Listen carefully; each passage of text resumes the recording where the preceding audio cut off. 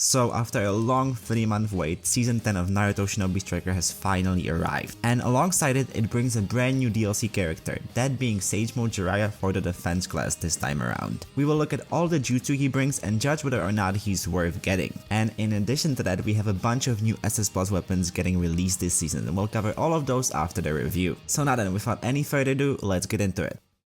The first jutsu Sage Mode Jiraya brings is Sage Art Bath of Boiling Oil. This technique combines the effort of both frogs on Jiraiya's shoulders to create a wave of boiling oil that keeps moving forward while pushing enemies back. When first activated, you spew out the hot oil alongside some flames for an initial burst of damage, after which the oil starts moving in the direction it was fired or towards the enemy you were locked onto. If an enemy gets caught in it, it's very difficult for them to escape, and they'll usually continue taking damage until the oil stops moving. Once it's done, the oil leaves behind a burning puddle that deals continuous damage and slows enemies down. I'm personally kind of split on this jutsu. When everything goes right, it's actually really good. It has good tracking and can keep enemies trapped for quite a while, not only dealing solid damage but also keeping them out of the fight for a long time, which can be crucial in teamfights or when fighting over objectives. Plus, the oil puddle it leaves behind is useful in modes like base battle or flag battle. On the other hand, if the oil even slightly grazes any sort of obstacle while moving, it instantly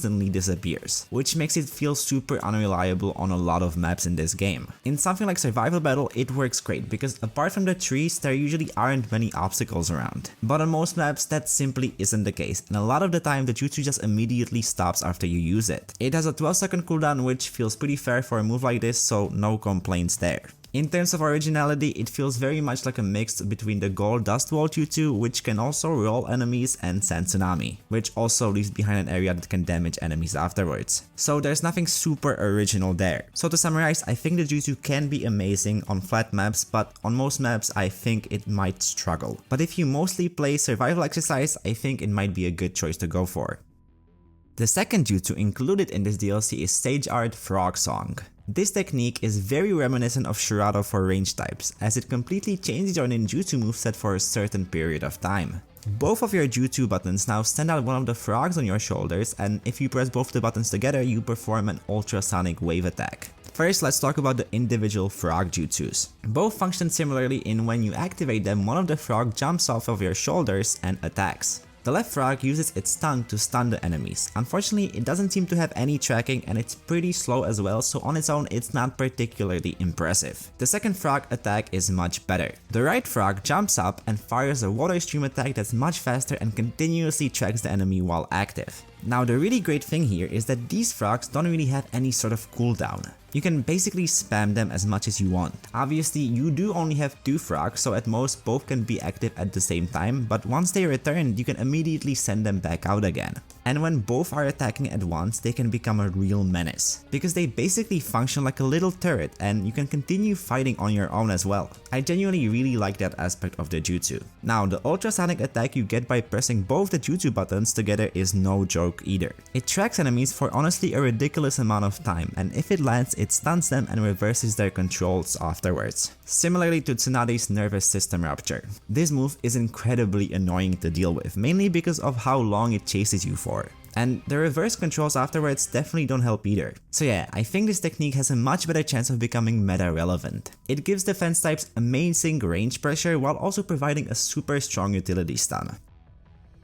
And finally, Sage Mode Jiraya's ultimate is Demonic Illusion Gamarincho. When activated, both frogs begin singing, if you can call it that, creating an area around you where if the enemies hear the song, they become trapped in a genjutsu after a little while. Upon second activation, you step forward with a giant stone sword that instantly one-shots the enemy. I think this is an interesting ultimate, but honestly, I can't really see it making a massive dent on the meta. The first part of the ultimate is basically a delayed version of Kabuto's Feather Illusion ultimate, except here you don't stun yourself as well, which means you're not entirely dependent on your teammates to capitalize on it. The downside, however, is that the stun isn't instant, and the singing of the frogs actually gets interrupted if you get flinched. Meaning, if you are getting attacked and get dropped, the stun won't actually activate, so you have to keep that in mind. This creates this sort of weird dichotomy of you wanting to get as many enemies with the song, but also needing to run away so it can actually activate. And I'm not sure how I feel about that. That said, the ultimate can theoretically catch way more people than Kabuto's, because any enemy who hears the song even for a little while will eventually get stunned. So in that sense, it can be brutal against entire teams. The second activation though is honestly pretty weak. The range on it is basically non-existent. It's not just short range, it's absurdly short range. You basically need to be right next to the enemy for the sword to connect. Thankfully, the target you're most likely using it on will already be stunned, so it's not a massive issue, but it's definitely something to keep in mind. I think this ultimate will probably work best in coordinated teams, where you can really take an advantage of the entire enemy team being stunned. But if you're playing solo, realistically it will usually only get you one kill, which honestly isn't all that impressive for an ultimate. So yeah, decent overall, but definitely not game breaking.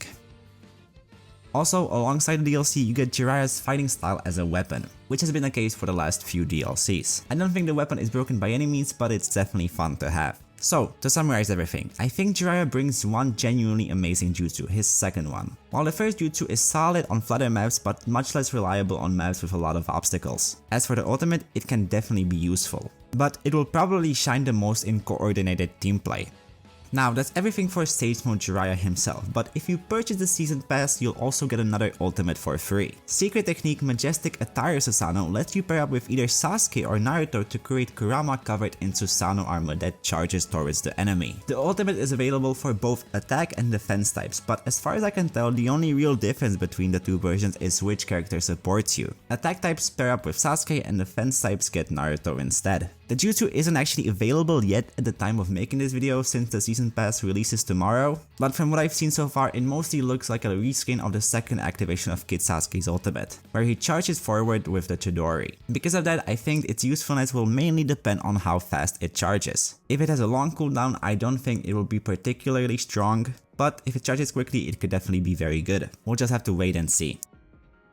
Okay, that's everything when it comes to the new jutsu in this update. Now let's focus on all of the new weapons we'll be getting this season. We're getting a total of 3 new SS Plus weapons, the first of which is Black Staff Daikokuten for the defense types. This one appears to be based on Ishigi's fighting style and will allow you to drop cubes on the enemies using your strong attack. It's actually already available in the game, although I haven't personally been able to test it yet, so good luck to anyone trying to pull for it. The next SS Plus weapon we'll be getting is finally a Sakura themed SS Plus weapon, Spring Teku Cherry Blossom for the heal class. Not only will it let you use the shadow inner Sakura she uses in part 1, but also apparently pressing the strong attack will activate the 100 healings jutsu, recovering your health while also boosting your physical stats. That sounds pretty overpowered for a strong attack, but we'll have to wait and see just how good it really ends up being. Finally, the last SS Plus weapon getting released this season actually isn't a completely new one. It's actually more of a remake or rework of the Kurama Claw, except this time it's actually for the range class. Now obviously the weapon isn't out yet, but from what we've seen so far it looks much more like a part 1 Naruto themed weapon, with most of the combos involving either Shadow Clones jutsus or a Rasengan. I'm not sure there's going to be much KCM action involved, but we'll have to wait and see and find out for sure. Apart from that, we'll also be getting 2 new SS weapons, both of them being specifically scientific ninja tools for the attack class. They look pretty standard for me overall, nothing really super exciting. I was personally kind of hoping for more character based weapons. Something like the Kiba SS weapon we got last season or 2 seasons ago, but it doesn't look like anything of that nature is actually coming this time around, at least for the SS weapons.